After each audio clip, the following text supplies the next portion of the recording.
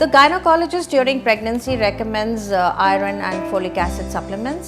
So the diet can also provide this through taking lots of greens, whole grains, and a little bit of that sprouts and whole fruits and vegetables.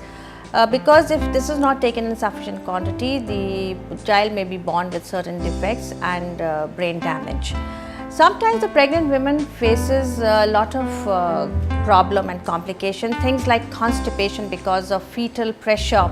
So for this I would recommend a high fiber diet with plenty of fluids and a good amount of exercise. I would recommend about 20 minutes of brisk walking is very necessary during the day.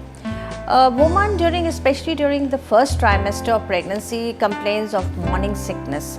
Now this can be avoided by not drinking too much of tea and coffee and starting your day say with a glass of nimbu pani or taking a whole citrus fruit. Too much of masalas and spices to be avoided, and the last meal of the day should be taken 2 to 3 hours before sleep time, and it should not be heavy. Sometimes a woman also complains of heartburn.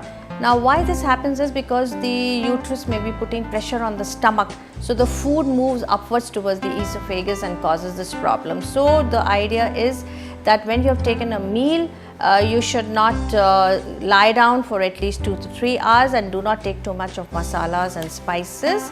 Digest your food well before you go to sleep.